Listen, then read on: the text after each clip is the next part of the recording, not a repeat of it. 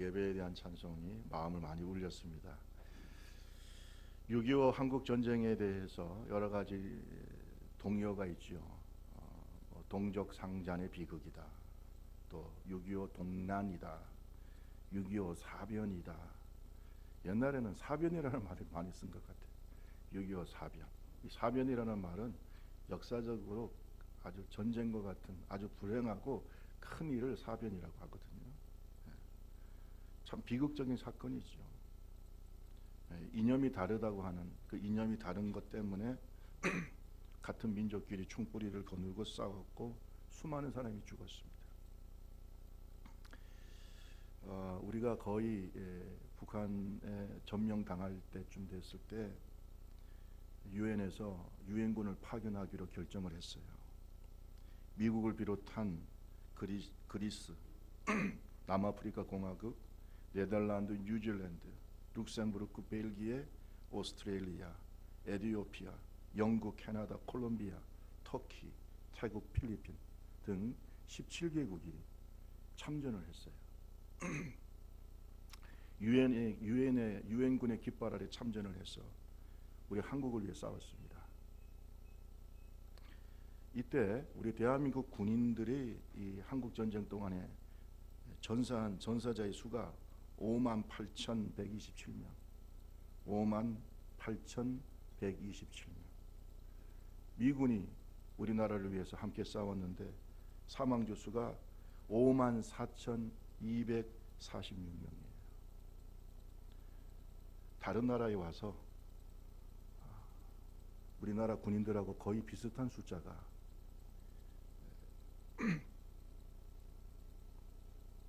미군이 사명을 했죠. 두 번째로 많은 병력을 파견했던 영국군의 전사자 숫자는 729명이고요.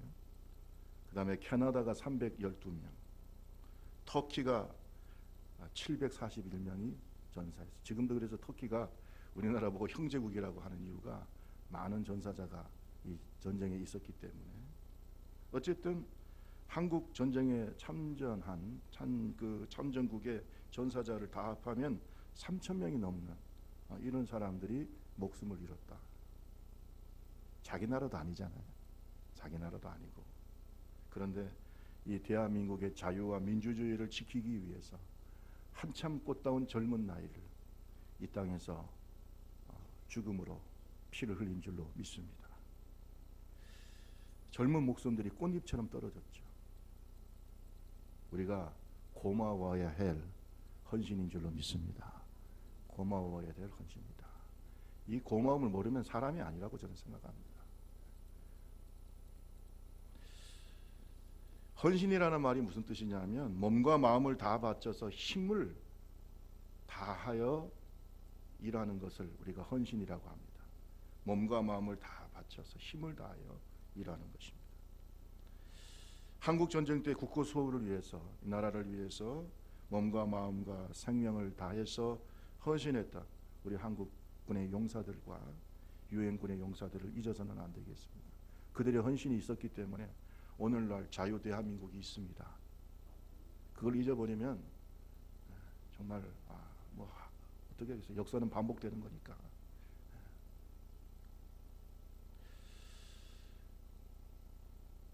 그들의 헌신이 오늘날 우리를 이렇게 아름답게 만든 것처럼 하나님 나라를 위해서 이렇게 헌신할 사람들이 필요합니다.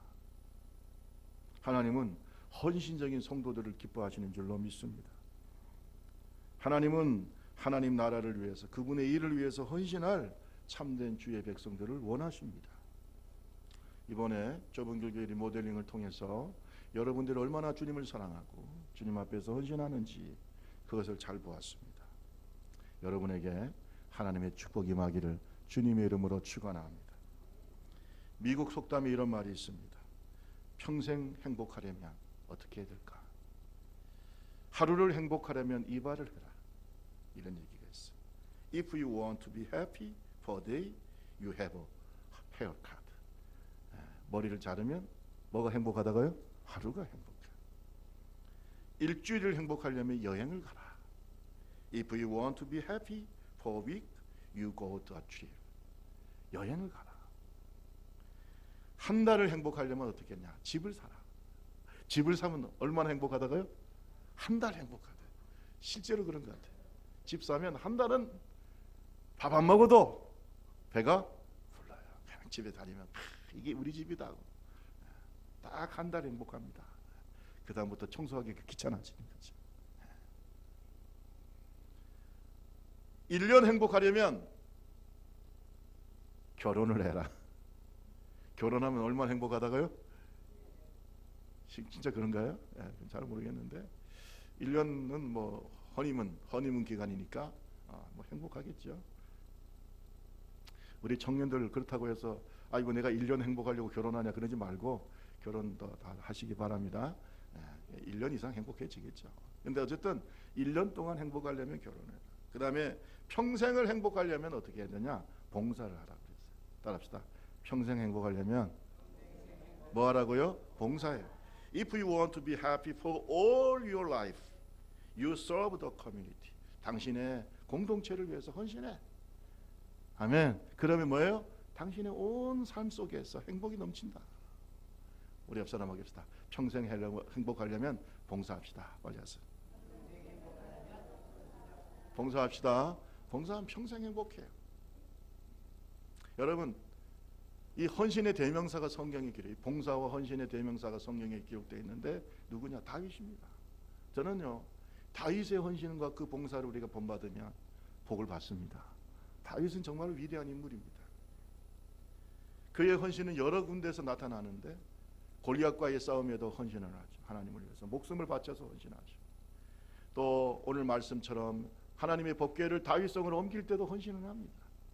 심지어 죽을 날이 얼마 안 남았을 때는 성전을 건축하기를 원했습니다.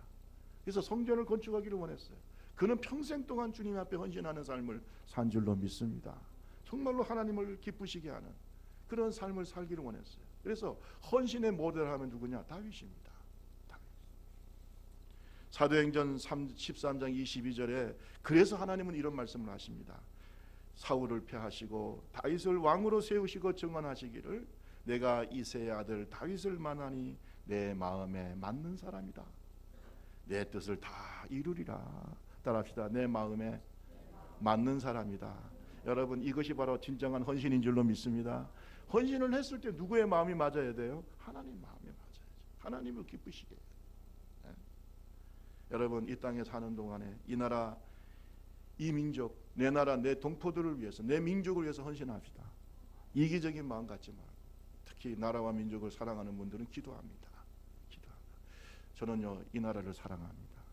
이 민족을 사랑하고요, 정말로 여러분도 그럴 줄로 믿습니다. 기도해야 된다.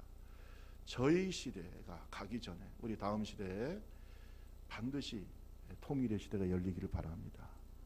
북한 동포들에서 기도하시고 우리 교회는 새벽마다 대한민국을 위해서 그리고 통일을 위해서 기도하고 있습니다. 그리고 또 나아가서 우리가 하나님의 백성들이니까 하나님 나라를 위해서 헌신합시다.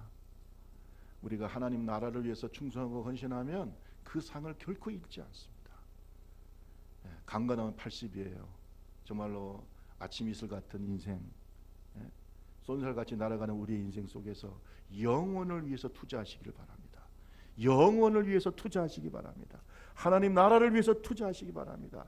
영혼이 행복한 사람이 진짜 행복한 사람이다. 우리는 하나님의 백성이고 하나님을 왕으로 모시고 있습니다. 하나님께 충성하고 헌신하고 다윗처럼 하나님을 기쁘시게 하는 하나님의 종들이 되기를 주님의 이름으로 축원합니다.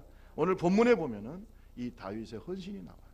우리가 6월 달을 우리가 헌신과 봉사의 달로 우리가 지키고 있는데 한 번쯤 생각을 해보자. 다윗의 헌신이 어떤 헌신이었는가? 우리가 하나님 앞에 헌신할 때 이런 마음으로 해야 된다. 첫째는 뭐냐? 따라합시다. 하나님을 사랑하는 헌신. 아멘. 열심히 헌신할 때 우리가 헌신하는 헌신의 원동력이 뭐냐? 우리를 헌신하게 하는 에너지가 뭐냐? 우리가 헌신하게 만드는 그런 동력, 사랑이 돼야 돼요. 누구에 대한 사랑요? 하나님에 대한 사랑, 교회에 대한 사랑. 아멘 할 때까지 계속할 거예요. 예수에 대한 사랑, 성도에 대한 사랑. 그 사랑이 헌신의 원동력이에요. 진정한 헌신은 사랑에 기초해야 되죠. 그러면 이 헌신이라는 것은 뭐냐? 자원하여 자기를 기꺼이 하나님께 드리는 것이다. 자원해서 자신을 어떻게 해요? 기꺼이 하나님께 드리는 것을 성경에서는 헌신이라고 말합니다. 여러분, 그러면 자원해서 자기를 기꺼이 드리는데 사랑이 없이 가능합니까? 불가능합니까? 불가능한 얘기예요. 억지로는 할 수 있어요. 옛날 이스라엘은 종교 사회니까 그저 사회적으로 출세하려고 사람한테 보이려고 억지로는 할 수 있을지 몰라. 그러나 진정으로 자원해서 정말로 헌신하는 사람은 하나님을 사랑하는 사람. 헌신은 사랑의 결과입니다. 헌신은 사랑의 열매입니다. 여러분, 다윗의 헌신을 보십시오. 다윗은 진심으로 하나님을 사랑했습니다. 그렇기 때문에 하나님의 임재를 상징하는 하나님의 궤, 법궤를 어디로 모시려고 했어요? 다윗성, 자기의 성으로 모시려고 했어요. 별로 하나님을 사랑하지 않았던 사울은 관심도 없었고, 다윗은 너무나 하나님을 사랑하니까 하나님의 임재를 상징하는 그 법궤가 한 대에 계속해서 돌아다니고 놓여 있는 것이 마음에 걸리는 거예요. 나는 이렇게 편한 이런 곳에 살고 있는데 하나님의 법궤는 왜 저렇게 비를 맞고 여기저기 돌아다니느냐? 나는 절대 용납할 수 없다. 이것이 바로 하나님에 대한 사랑이에요. 우리 좁은 길 교회가 리모델링 할 때 여러분 그런 마음인 줄로 믿습니다. 우리 교회를 좀 더 아름답게 해서 누가 기쁘시게? 하나님이 기쁘시게. 그런 것을 제가 많이 읽었습니다. 여러분 6장 12절 말씀 보실래요? 6장 12절 말씀. 어떤 사람이, 다 같이 한번 읽어봅시다. 시작. 어떤 사람이 다윗에게 아뢰어 이르되 여호와께서 하나님의 궤로 말미암아 오벳에돔의 집과 그 모든 소유의 복을 주셨다 한지라 다윗이 가서 하나님의 궤를 기쁨으로 메고 오벳에돔의 집에서 다윗성으로 올라갔다. 어떻게 메고 갔다고요? 기쁨으로. 기쁨으로. 그것이 뭐예요? 하나님에 대한 사랑. 자원해서. 아멘. 누가 시키는 것이 아니라 자원해서 그가 하나님께 헌신하도록 그 속에 있는 하나님에 대한 사랑이 움직이게 만드는 거예요. 춘추 시대에 공자와 같은 시대를 살았던 사람 중에 노래자라고 하는 사람이 있어요. 노래자. 초나라 사람인데 그 가문은 대대로 장수하는 가문이고 효자로 유명했다고 합니다. 이 노래자는 어려서부터 부모님을 너무 사랑했어요. 너무 존경했어요. 그래서 이 부모님을 정말로 효성을 다해서 섬겼습니다. 그런데 나이가 들수록 이 효심이 점점 깊어졌어요. 부모님 앞에서 어린아이의 흉내를 내고 부모님이 치아가 점점 쇠해져 가니까 가능하면 맛있는 음식 그리고 이렇게 부드러운 음식을 드리려고 노력을 하고 부모님이 입으실 옷은 항상 따뜻한 옷, 가벼운 옷을 입혀드리려고 하고 그리고 마음이 상한 일이 밖에 있었다 하더라도 부모님 앞에서는 뭐예요? 항상 좋은 얼굴, 웃는 얼굴을 했다는 거예요. 왜? 뭐 하실까봐? 걱정하실까봐. 노래자가 70이 됐어요. 노래자가 70이 돼서 부모님이 계셨다는 것은 참 장수하는 집안인 것 같아요. 이 노래자가 70이 됐는데 부모님이 그때도 건강하셨어요. 노래자는 자기의 늙은 모습을 부모님에게 보이기 싫어서 색동옷을 입고 부모님 앞에서 춤을 췄다는 거예요. 색동옷을 입고. 왜? 엄마, 아빠, 나는 아직 어려. 그걸 엄마, 아빠한테 보여주려고 그 부모님 앞에서 색동옷을 입고 춤을 췄다는 것입니다. 또 재롱도 피우고 노래도 불렀다는 거예요. 그런데 어느 날 이 노래자가 부모님에게 잔치상을 이렇게 올려드리다가 뭐 생일인지 언제인지 잔치상을 올리다 그만 발을 헛디뎌 가지고 땅에 덜렁 넘어지고 말았어요. 그때 부모님이 어이구 내 아들 이럴 때 노래자가 응애 하면서 어린아이의 울음 흉내를 냈다는 것입니다.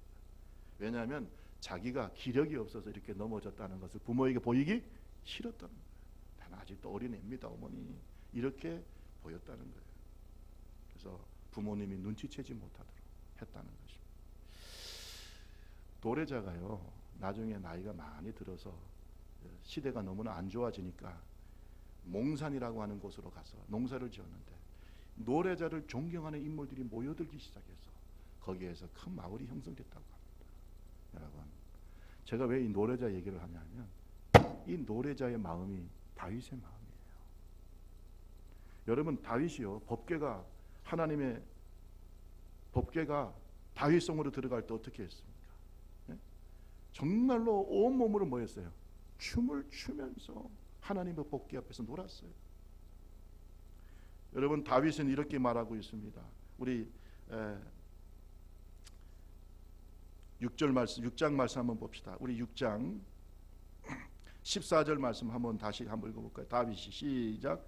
다윗이 여호와 앞에서 힘을 다하여 춤을 추는데 그때 다윗이 뭘 췄다 그랬어요?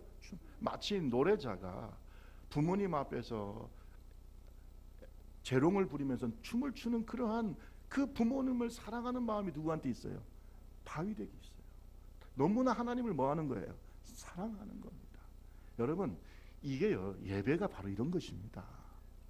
우리가 하나님께 드리는 헌신은 이런 것입니다. 하나님을 기쁘시게 하기 위해서는 내 자존심이 그렇게 뭐 의미가 있습니까? 하나님은 우리 아버지인데, 여러분, 아버지 앞에서 체면 차릴 일이 있어요? 우리 옆 사람하고 얘기합시다. 하나님은 당신을 다 아십니다. 빨리 하세요. 체면 차릴 게 뭐가 있어요? 사람 앞에서 체면 차릴 수 있지. 아니, 하나님 다 아시는데.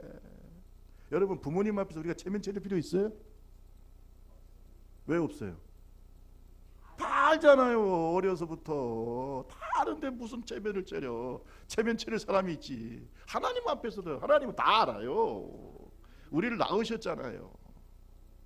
근데 뭘 체면을 차려. 기도할 때 들어보면요, 가관이에요. 어떤 사람들은 무슨 신학 서적을 쓰고 있어. 책을 쓰고 있어요. 그냥 전지전능하시고 무서워 뭐 나쁘다는 것이 아닌데 그 속에 사랑이 좀 있어야 되지 않겠어요? 하나님에 대한.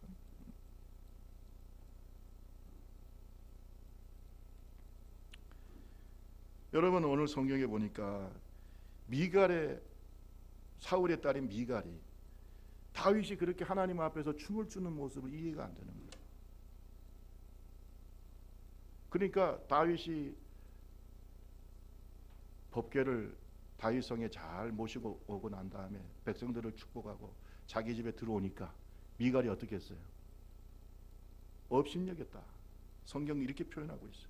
15절 말씀 보세요. 여호와의 궤가 다윗성에 들어올 때 사울의 딸 미갈이 창으로 내려보다가 다윗 왕이 여호와 앞에서 뛰놀며 춤추는 것을 보고 그 심중에 뭐라고 했어요? 업신여겼다. 여러분, 지금도 똑같아요. 하나님 앞에서 이렇게 하나님을 헌신하고 사랑하고 하나님 앞에서 뛰놀면서 하나님을 기쁘시게 하는 사람들은요, 믿음이 없는 사람, 영적이지 않는 사람, 거듭나지 않은 사람이 볼 때는 미쳤다고 하는 거예요. 예수 적당히 믿으라고 그러잖아요. 이해를 못하는 겁니다. 여러분, 예수 적당히 믿으라고 해서 적당히 믿으면 안 됩니다. 아멘. 적당히 믿으면 안 돼요. 왜냐하면 나만 안 미치면 되니까. 하나님 앞에서 온전한 정신을 가지고 하나님을 기쁘시게 하는 것을 세상 사람들이 이해할 수가 없다. 미갈은요, 다윗이 이렇게 하나님을 사랑하는 것을 몰라요. 이런 헌신이 무엇인지도 몰라. 왜? 하나님을 사랑하지 않기 때문에 모르는 겁니다. 20절 말씀해 보세요. 다윗이 자기 가족들에게 축복하러 들어오매 사울의 딸 미갈이 나와서 다윗을 맞으며 이르되 이스라엘 왕이 오늘 어떻게 영화로우신지 방탕한 자가 염치 없이 자기 몸을 드러내는 것처럼 오늘 그 신복의 계집종의 눈앞에서 몸을 드러내셨도다. 아마 춤을 추면서 에봇이 내려갔는지 어쨌는지 모르겠지만 어쨌든 간에 그것을 보고 그냥 탐탁지가 않은 거예요. 저 왕이 저 채통도 없이. 역시 출신은 무시 못해. 저건 왕족도 아니고 말이지, 그냥 어디 평민 어디서 있다가 그냥 골리앗 하나 싸워서 이겨가지고 이렇게 그냥 왕이 됐는데 말이지, 역시 신분이 천하니까 저런 거구나, 이렇게 생각했을 수도 있어요. 하나님 앞에서 뛰노는 다윗의 마음을 모르는 겁니다. 그럴 때 다윗이 한 말을 보세요. 우리 다 같이 21절 22절까지 한번 읽습니다. 시작. 다윗이 미갈에게 이르되 이는 여호와 앞에서 한 것이니라. 그가 내 아버지와 그의 온 집을 버리시고 나를 택하사 나를 여호와의 백성 이스라엘의 주권자로 삼으셨으니 내가 여호와 앞에서 뛰놀리라. 내가 이보다 더 낮아져서 스스로 천하게 보일지라도 내가 말한 바 계집종에게는 내가 높임을 받으리라. 내가 누구 앞에서 하는 일이다? 여러분, 하나님을 사랑하고 하나님께 헌신하는 사람들이 별로 보이지 않아요. 그들의 평가에 대해서 별로 신경 쓰지 않습니다. 누가 기쁘시게 되면, 하나님을 기쁘시게 하면 다른 게 그렇게 중요하지 않습니다. 그렇다고 해서 다른 사람에게 피해를 주라는 게 아니라 하나님을 기쁘시게 하고, 그래서 헌신하는 모습을 도무지 세상 사람과 육에 속한 사람들은 모른다는 걸 알아야 된다. 미갈은 이해가 안 가는 거예요. 미갈의 눈에는 하나님이 보이는 게 아니라 누가 보여요? 사람이 보이고, 다윗의 눈에는 누가 보이는 거예요? 하나님이 보이는 거예요. 차이가 여기 있어요. 이왕 하나님께 헌신할 때는 다윗처럼 하나님이 보시기를 바랍니다. 하나님이 보이기를 바랍니다. 하나님이 보이기를 바랍니다. 우리는 누구한테 헌신하는 겁니까? 근데 하나님이 안 보이고 사람이 보이는데 무슨 헌신이 되겠습니까? 헌신이 안 돼. 그 헌신은 하나님을 기쁘시게 할 수가 없어요. 하나님을 사랑합시다. 근데 여러분, 이것은 성령의 역사입니다. 아들이 영이신 성령이 우리와 함께 계실 때 진심으로 하나님을 사랑할 수 있어요. 영의 눈을 떠야 가능한 것이에요. 하나님의 존재도 믿어지지 않는데 무슨 하나님을 사랑하겠습니까? 여러분, 사랑합시다. 하나님을 사랑해요. 하나님을 사랑하면요, 예수 십자가가 눈에 보이기 시작해요. 그 십자가에 달리신 하나님이 보이기 시작하는 거예요. 우리를 위해서 피아물을 흘리시는 하나님이 보이기 시작합니다. 이때부터 신앙은 시작되는 겁니다. 여기에서 진정한 헌신은 시작돼요. 여러분, 물어봅시다. 예수님이 십자가에 달려서 헌신했어요. 왜 했을까요? 우리를 사랑하시고, 그 다음에 뭐예요? 하나님 사랑하기 때문에 하신 거예요. 나의 원대로 마옵시고, 누구의 원대로? 아버지를 사랑하니까 하신 거예요. 모든 헌신 속에는 사랑이 있어야 돼요. 동의하십니까? 사랑이 없는 헌신은 헌신이 아니에요. 오늘 저와 여러분이 자칫 못하는 사람을 기쁘게 하기 위해서 헌신할 수 있어요. 교회 헌신. 그러면 하나님 기뻐하지 않습니다. 하나님을 기쁘시게 하는 헌신자들이 되기를 주님의 이름으로 축원합니다. 그래서 성경에 보니까 뭐라고 그랬어요? 사울의 딸 미갈이 죽는 날까지 뭐가 없었다고 그랬어요? 자식이 없었어요. 하나님 기뻐하지 않아요. 여러분, 성경 말씀에 보면은 바울 사도도 이런 고백을 합니다. 우리가 만일 미쳤어도 하나님을 위한 것이요, 정신이 온전하여도 너희를 위한 것이니 그리스도의 사랑이 우리를 강권하시는도다. 내가 이렇게 헌신하고 이렇게 충성하고 이렇게 선교를 위해서 헌신하는 것은 누구의 사랑이? 그리스도의 사랑이 나를 뭐한다? 강권하신다. 그의 헌신도 철저한 주님에 대한 사랑이 있다는 사실을 우리는 잊어서는 안 될 줄로 믿습니다. 성경에 보면 잘못된 헌신을 하다가 축복이 아니라 저주를 받은 사람이 있어요. 누굽니까? 사피라. 여러분, 이 아나니아와 사피라는 헌신하고 하나님께 저주받은 참 불쌍한 사람이에요. 여러분, 성경에 보니까 이 아나니아와 사피라가 이렇게 헌신하게, 자기 나름대로 헌신하게 된 동기가 있죠. 왜냐하면 그 초대교회 때는요, 너무나 사랑이 넘치고 성령이 충만한 공동체였어요. 그래서 거기에는 가난한 사람들도 있고 또 교회 일도 많이 해야 되니까, 막 교회가 부흥될 때니까 그때 하나님의 종들이 자기의 재산을 내놓고 헌신하는 이런 일들이 있었어요. 바나바도 자기의 밭을 팔아서 하나님께 드리고, 아멘, 헌신하는, 존경받고, 이제 이런 모습을 보니까 아나니아와 삽비라도 드리고 싶은 거예요. 그런데 문제는 뭐냐면 하나님께 자기의 재산을 팔아서 드리는데, 자기 소유를 팔아서 드리는데 다 드린 게 아니고 뭐예요? 그 값의 얼마를 감추고 드리면서 다 드렸다고 얘기를 한 거예요. 다 드렸다고 얘기하는 거예요. 여러분, 이것이 하나님을 어떻게 하는 거예요? 거짓말하는 거죠. 아니, 일부 드렸다고 하면 어떻고, 내가 정성껏 드렸다면 어떻고, 그게 어떻고. 근데 이렇게 하나님을 속여가면서 부풀려 가지고 자기가 하나님 앞에 헌신하는 것을 과장을 했습니다. 여러분, 이 모습이 하나님을 기쁘시게 하지 못했어요. 결국 어떻게 됩니까? 아나니아와 삽비라는 어떻게 됐어요? 죽임을 따라합시다. 헌신하고도 죽었다. 이게 말이 되냐? 헌신하고 죽고. 왜 죽었을까요? 왜 죽었을까요? 그들의 헌신 속에는 뭐가 없어요? 하나님에 대한 사랑이 없어요. 주님이 그걸 보시는 거예요. 하나님에 대한 사랑이 아니라 다른 목적으로 헌신하기 때문에 그렇게 되는 거예요. 여러분, 나중에 우리가 신앙생활을 마칠 때, 목사님, 내가 교회를 위해서 이렇게 뼈 빠지게 헌신하고 주를 위해서 이렇게 헌신했는데 왜 내 인생은 이 모양 이 꼴입니까? 이런 말 하지 맙시다. 이런 말 하지 말아야 돼요. 아나니와 삽비라 같은 사람이에요. 그게 아니라 다윗처럼 하나님을 기쁘게 하고 예수님의 조상이 되고 있습니까? 이런 위대한 선신자가 되어야 될 줄로 믿습니다. 그러려면 우리의 마음이 누구를 기쁘시게 해야 돼요? 하나님을 기쁘시게. 여기에 우리의 헌신의 동력이 있기를 주님의 이름으로 축원합니다. 그 사람들을 위해서 한 헌신은 아무 의미가 없습니다. 꼭 기억하시고. 두 번째로 이 다윗의 헌신은 어떤 헌신이냐? 따라합시다. 최선을 다해서 예배드리는 헌신. 여러분, 이 다윗이 하나님 앞에 사랑을 다해서 헌신을 했는데 그것이 뭘로 나타났냐? 최선을 다하는 예배로 나타나요. 그 최선을 다하는 헌신이 최선을 다하는 뭘로 나타난다고요? 예배로 나타나요. 여러분, 춤을 추면서 다윗이 한 일이 뭡니까?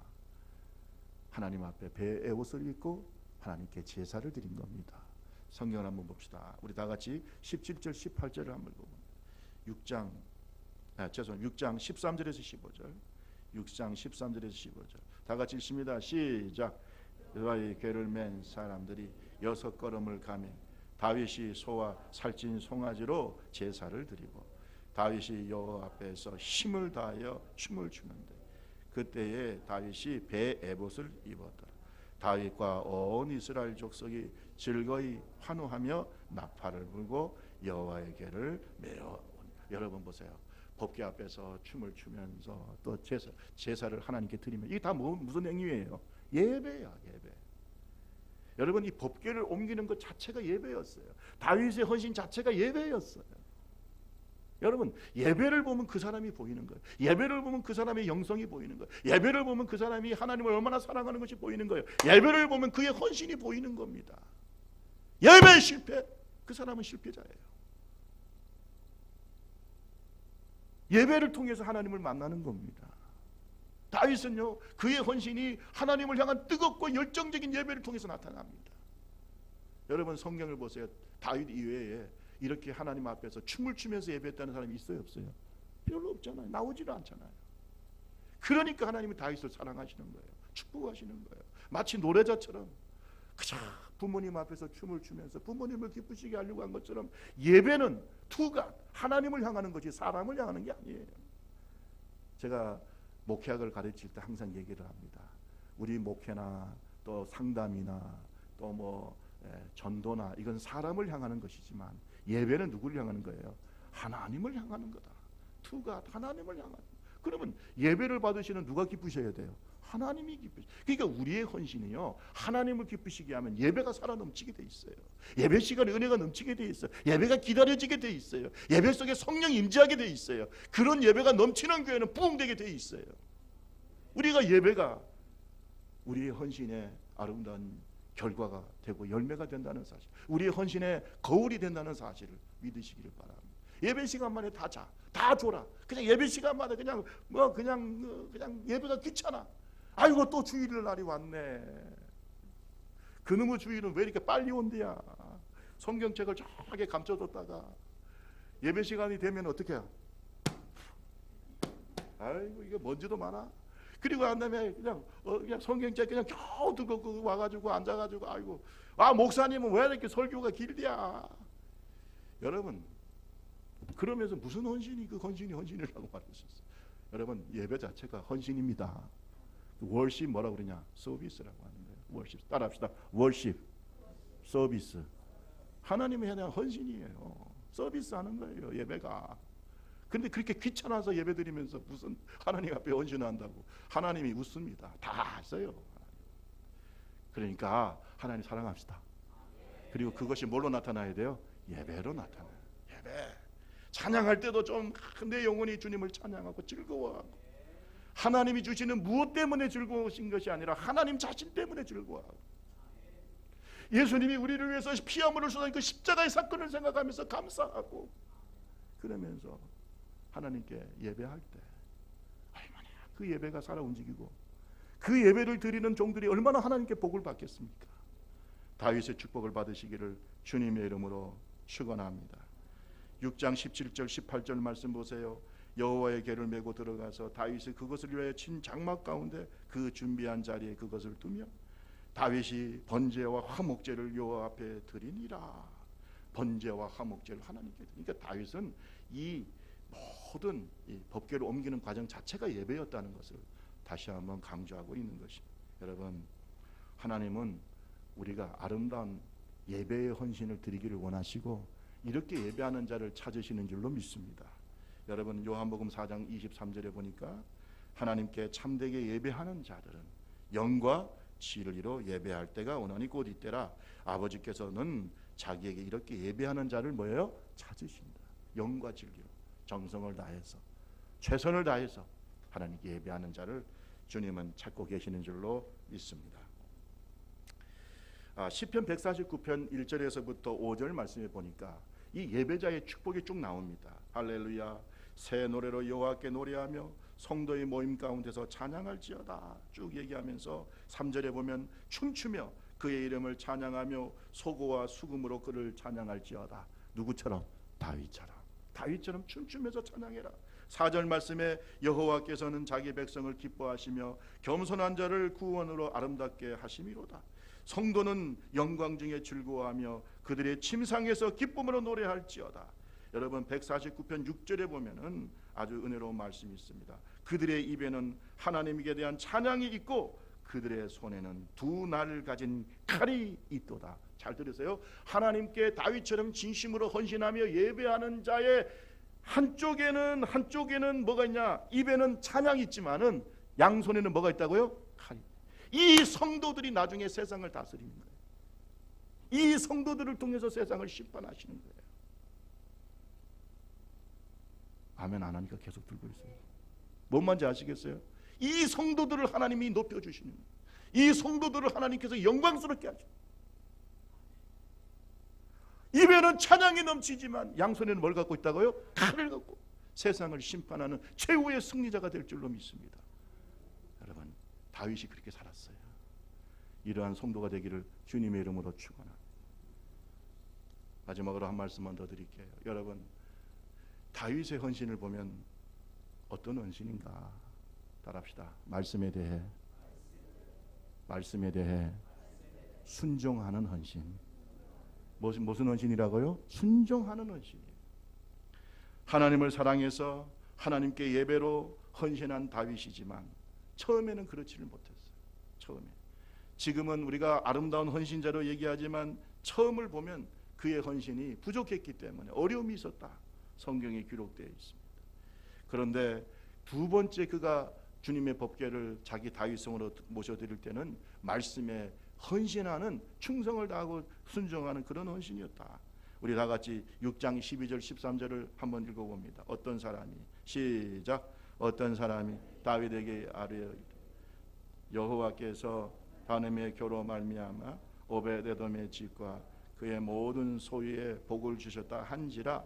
다윗이 가서 하나님의 궤를 기쁨으로 메고 오벳에돔의 집으로 다윗의 성으로 올라갈새 여호와의 궤를 맨 사람들이 6걸음을 가매 다윗이 소와 살찐 송아지로 제사를. 자, 여기서 이제 반복되는 말씀이 있는데 뭐냐면 여호와의 하나님의 궤를 기쁨으로 뭐 했다 그랬어요? 메고 갔다. 자, 메고 갔다. 13절에도 여호와의 궤를 맨 사람들이. 여러분, 그리고 15절 17절에도 하나님의 궤를 메고 왔다는 것을 강조합니다. 여러분, 왜 이렇게 강조할까요? 12절, 13절, 15절, 17절 계속해서 우리는 뭘 맸다? 여호와의 궤를 메고 지금 다윗성으로 갔다. 이걸 계속해서 강조하고 있는 거예요. 왜냐하면 첫 번째 헌신에서 실패했기 때문에 그래요. 첫 번째 그가 하나님의 궤를 다윗성으로 옮길 때 어떻게 옮겼냐 하면 새수레에 싣고 그 다음에 많은 예배자들과 온갖 악기들을 총동원해서 정말로 멋진 예배의 형태를 가지고 다윗성으로 옮겼는데 중요한 것은 어디에 실었다고요? 새수레에다 실었어요. 새수레에 실었어요. 6장 1절에서부터 쭉 보면 그게 나와요. 하나님의 궤가 바알렛 유다에 있었는데 이 바알렛 유다는 기브온의 성읍인데 기랏 여아림이라고도 합니다. 자, 여기에 하나님의 계획가 있었는데 이것을 처음 다윗성으로 모실 때는 그때도 그것도 헌신이에요. 헌신이에요. 그런데 그때는 어떻게 됐냐? 수레에다 싣고 옮겼다고. 수레에다가, 새 수레에다가 싣고. 그것도 헌수레도 아니고 뭐예요? 그것을 위해서 특별히 제작을 했다니까요. 그리고 오늘 성경에 보니까 뭐 모든 악기를 동원했는데 수금, 빗바, 소고, 양금, 재금 온갖 악기를 연주하고 또 많은 예배자들과 함께 예배하면서 이 다윗성으로 법궤를 옮기는데 세상에 나곤의 타작마당에 섰을 때, 그죠? 나곤의 타작마당에 섰을 때 갑자기 소들이 어떻게 했어요? 뛰다. 아마 그때 아마 저기 좀 비탈길인가 그랬나 봐요. 그 뛰면서 그냥 법궤가 땅에 떨어지려고 하니까 떨어지면 안 되잖아요. 그러니까 우사가 어떻게 했어요? 떨어지지 않게 잡았는데 그 자리에서 사람이 죽어버렸어요. 직사를 했어요. 여러분, 헌신했는데 사람이 죽었네요. 따라합시다. 헌신했는데 사람이 죽었다. 여러분, 이게 어떤 일이에요? 그래가지고 다윗이 두려워가지고 다윗성으로 들어오는 걸 중단했어요. 그리고 오베데돔의 집에 잠시 모셨습니다. 하나님의 법궤를. 한번 생각해 보세요. 헌신했는데 왜 사람이 죽었을까요? 우리는 항상 우리 입장에서만 생각하는 거예요. 여러분, 효라고 하는 것은 누구를 기쁘게 하는 거예요? 부모님을. 효도한다는 것은 부모님을 기쁘게 하는 거예요. 영적으로도 하나님을 기쁘시게 하는 영적인 효를 하려면 하나님을 기쁘시게 해야 되죠. 그것은 우리 입장에서 헌신하는 게 아니라 하나님께 순종하는 헌신을 해야 돼요. 하나님의 법대로. 법궤는 어떻게 옮겨야 돼요? 법궤는 어떻게 옮기라고 그랬어요? 레위기에 제사장이 메고 옮기라고 그랬어요.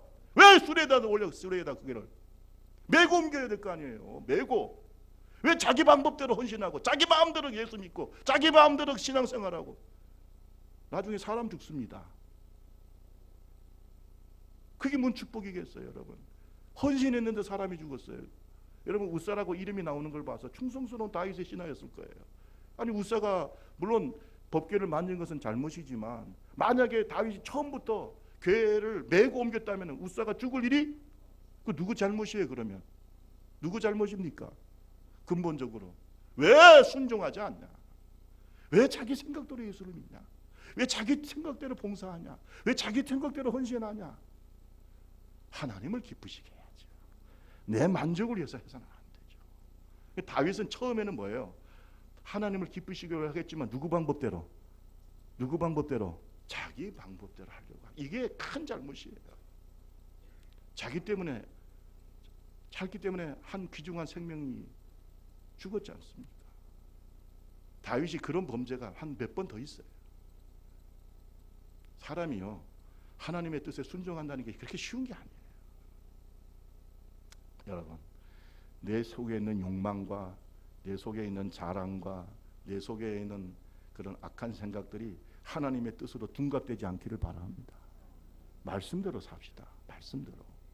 아니, 처음부터 그냥 법궤를 메고 옮겼으면, 그러니까 여러분, 메고 옮기는 것보다 짠짠하게 그냥 지금으로 말하면 세단 차잖아요. 세단 딱 좋은 차 수레에다 딱 해서. 근데 이 수레에서 옮기는 건요, 이방인들의 방법이에요. 이방인들이 신상을 옮길 때 그렇게 옮기는 거예요. 하나님의 방법과 다르다. 여러분, 하나님의 생각과 우리의 생각은 다릅니다. 세상 사람들의 방법과 하나님의 방법은 또 달라요. 그러니까 우리가 하나님의 뜻을 분별합시다. 성경은 우리에게 말하고 있죠. 로마서 12장 2절에 너희는 이 세대를 본받지 말고 오직 마음을 새롭게 함으로 변화를 받아 하나님의 선하시고 기뻐하시고 온전하신 뜻이 무엇인지 분별하도록 해라. 따라합시다. 하나님의 선하시고 기뻐하시고 온전하신 뜻이 무엇인지 분별하라. 분별하라는 거예요. 교회 안에서 세상적인 방법 자꾸 얘기하지 마세요. 하나님의 방법을 해야 돼요. 하나님의 방법. 그러면 우리가 성경을 묵상하면서 하나님의 방법이 무엇인지를 얘기하고 성령의 인도함을 받는 교회가 되기를 바랍니다. 그래야 하나님에게 드리는 우리의 헌신이 복을 받아요. 잘못하면 아나니와 사피라처럼 우사처럼 죽습니다. 그런 헌신은 헌신하고도 얼마나 그 비참한 일이냐. 하나님을 기쁘시게 하는 말씀에 순종하는 헌신자가 되기를 주님의 이름으로 축원합니다. 제가 요즘 시간은 좀 갔습니다만은 출애굽기에 보면은 그 레위 자손의 헌신 이야기가 나오는데요. 자, 출애굽기 32장 29절 우리 한번 찾아봅시다. 이건 한번 찾아보고 마칩시다. 출애굽기 32장 29절입니다. 자, 헌신이라는 말이 명확하게 성경에 기록이 되어 있어요. 출애굽기 32장 29절. 자, 우리 찾았으면 같이 읽습니다. 모세가 시작. 모세가 이르되 각 사람이 자기의 아들들과 자기 형제를 쳤으니 오늘 함께 헌신하게 되었느니라. 그가 오늘 너희에게 복을. 자, 레위 자손에게 너희가 헌신했기 때문에 너희 자손들에게 뭘 주신다? 복을 주신다.